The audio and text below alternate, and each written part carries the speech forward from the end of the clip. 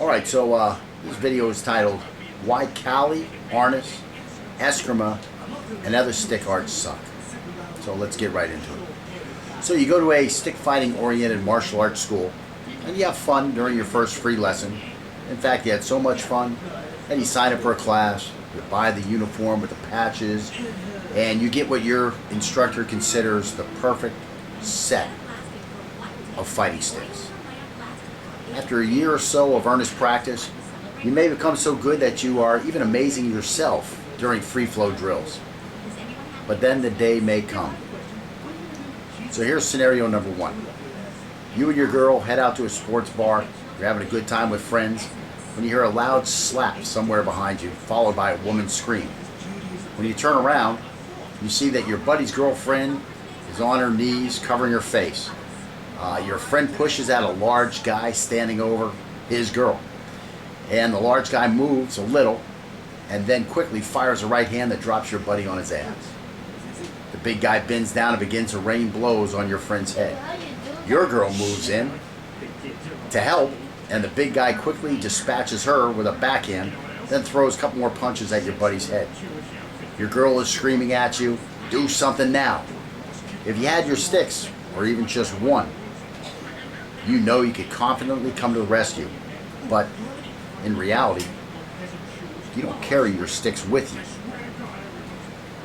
Especially not all the time. On top of that, your hand-to-hand is weak because you spend 70% of your martial arts training using your sticks. You notice the guy beating your friend is not just big, he's ripped. And he moves smoothly and competently. Your buddy is getting his brains beat in, and you have to do something. You begin to move toward the big guy, and he sees you.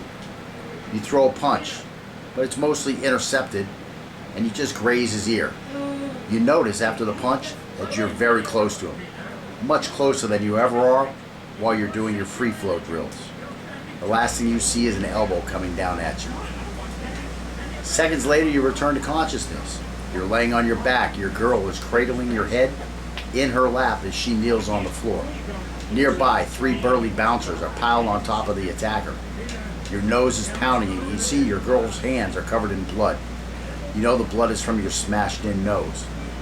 You don't yet know that there is also a 1-inch deep gash or a 1-inch wide gash on your brow.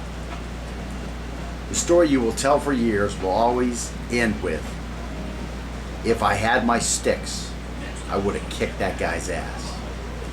But again, in reality, the only time you have your sticks nearby is when you're at the dojo or traveling to and from class with the sticks in your gym bag.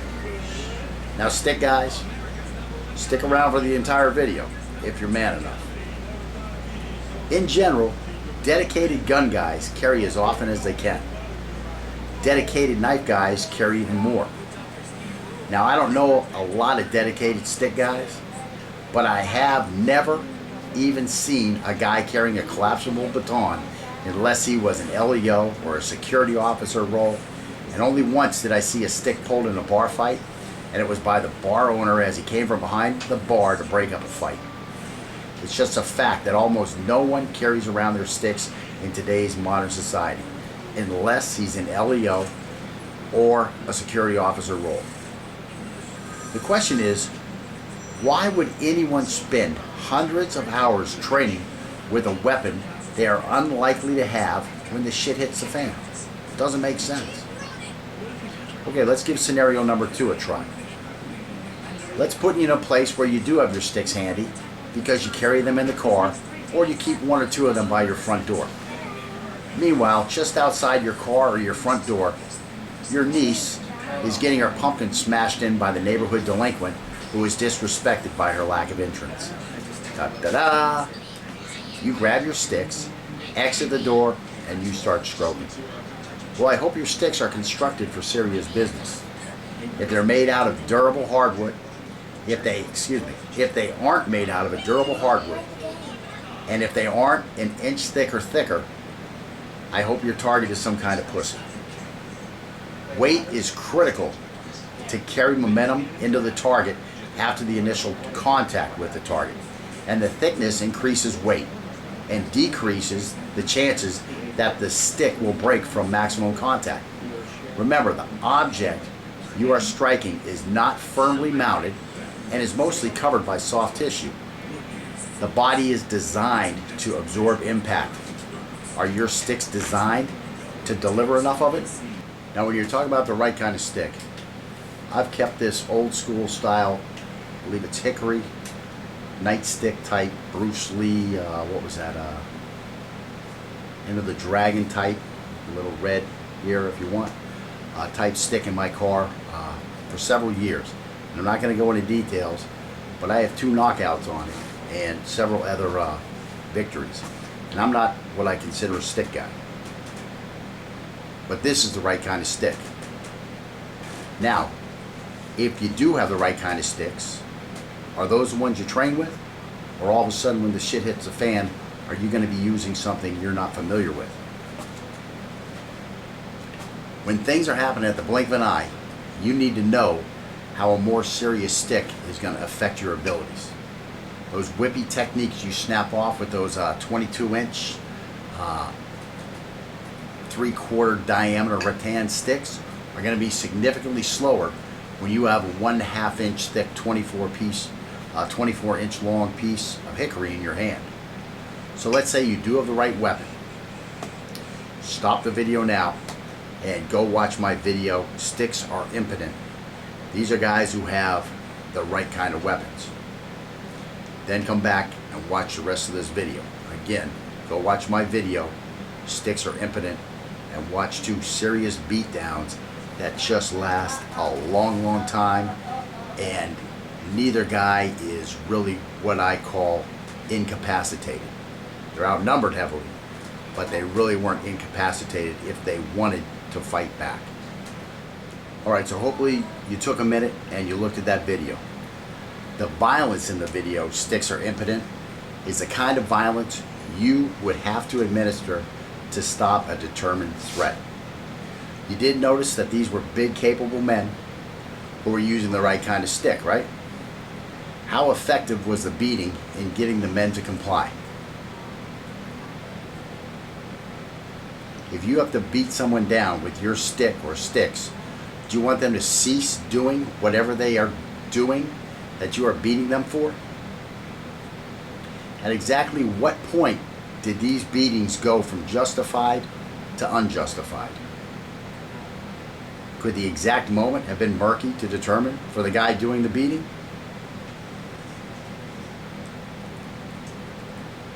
But of course you, as a trainee, you know the right areas to hit, right?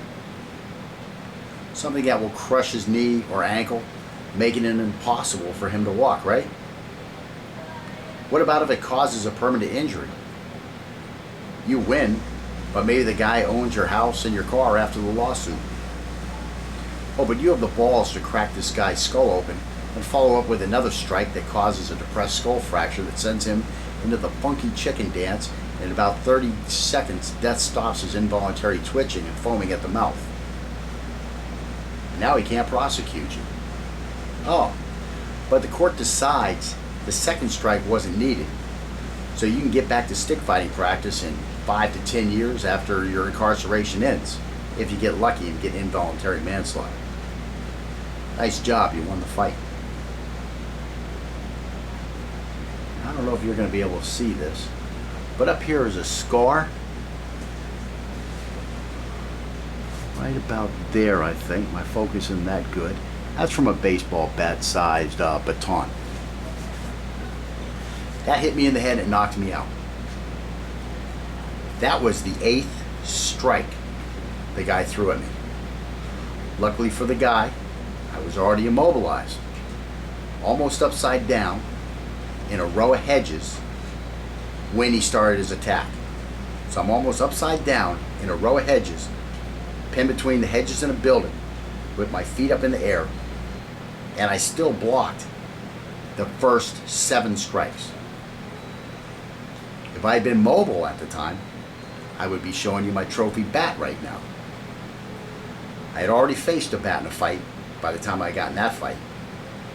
And though my footwork kept me from being hurt bad, a lot of dojo instruction after that had me ready for the next time, unless I was upside down in a row of hedges. But there's still a legitimate reason, even with all this negativity, there is still a legitimate reason to study stick fighting. But none of the stick schools focus on it. The legitimate reason is the weapon of opportunity. Look around you. Is there a sturdy picture frame hanging on the wall? There's 4 sticks. If you're in a bar, is there a pool cue nearby? Snap it in half over your knee and you have 2 sticks to go dose a parrots on. Is there a windshield cleaner? You can break the windshield cleaner part off if you're at a gas station and use a stick, or you can use a stick with the windshield cleaner part on it. It's not weighted properly, but it is an impromptu weapon. Is there one of those paper towel holders like they have at Hooters? Again, you've got an impromptu weapon. Weapon of opportunity. Is there a bottle of liquor? Hopefully Galliano, that nice long bottle. Is there a tree branch? Is there a hand broom? All these can be used as a stick in the role of weapon of opportunity. The list can go on and on. But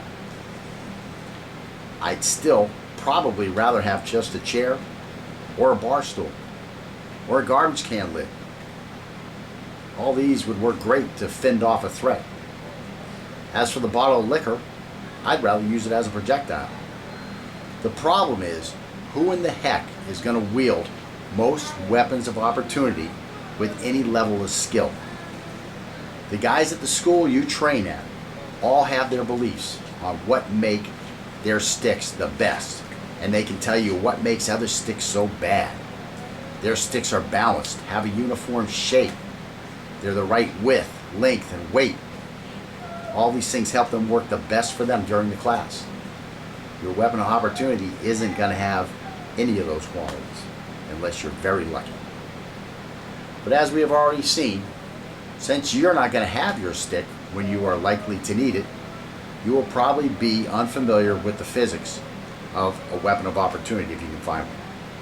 Thus, a wise stick fighting instructor should require his intermediate and advanced students to find a different club weapon of opportunity each week and to work with it in class for part of the week. That's more realistic than working with the perfect stick all the time. Because again, you're not going to have the perfect stick on the day you need it. The problem is, with this type of training, your stick that you bought from the dojo is going to last longer. And you won't need to buy a new one from your instructor. The problem is that teaching you is his job, and he needs the money. He is teaching you a modern system which has lost the reality-based concept that its founders learned on the battlefield. His survival doesn't depend on the art like the founders' lives depended on the art. The only thing his art that he depends on his art for is to pay his mortgage. So to all you stick fighters, you keep practicing those patterns with those perfect sticks. Good luck. You're going to need it if stick fighting is your primary art. But no hard feelings. I love training with sticks. I love FMA. What I am trying to sell is that you have to put it in perspective. If you want to be able to defend yourself in the most lethal manner in the shortest amount of time, get a firearm and get some legitimate training. If you can't compete an IDPA course with a competitive time, you aren't ready to fight competently with a firearm. If you can't arm yourself with a firearm for some reason, or to have a backup plan for your firearm, the second most lethal manner is to arm yourself with the longest knife you will carry regularly. Again, carrying a knife is one thing. Knowing how to use it is another. Most people who carry knives, and yes, there's a 99.9% chance I'm talking to you. Most people who carry knives do not know how to use them competently. All you have to do is start searching YouTube for knife fighting videos. I have one titled Real Knife Fights. And I believe that everyone attacked in these videos survives. None of them would have survived if they were attacked by a competent knife fighter. If you can't arm yourself with a knife, or if you're looking for a backup plan for your knife, the next most lethal common weapon is a stick. But since sticks require so much skill to wield competently, they require a lot more skill to become lethal with than it does to get the front sights and press. They require a lot more skill than learning how to slash and stab competently. They require a lot of skill to wield competently. And since it is so likely that you will not have one of these sticks, never mind 2 sticks if you're a Dos Perry's guy, when you need one, you would be better off learning to use your hands and feet to defend yourself. So even though sticks are more lethal than hands and feet, if you learn how to wield them competently, since you're not going to have them, what's the use? Get your hands and feet going. Once you have your hands and feet ready, then you can start thinking about add-ons like sticks and other clubbed weapons to beef up your attack when a weapon of opportunity is available. And now I think you have to agree that stick fighting is not looking like such a hot option for self-defense. Fortunately, all is not lost for our stick fighting guys. Now that we have things in perspective, in my next video, I will discuss why Eskrima and other stick arts are great.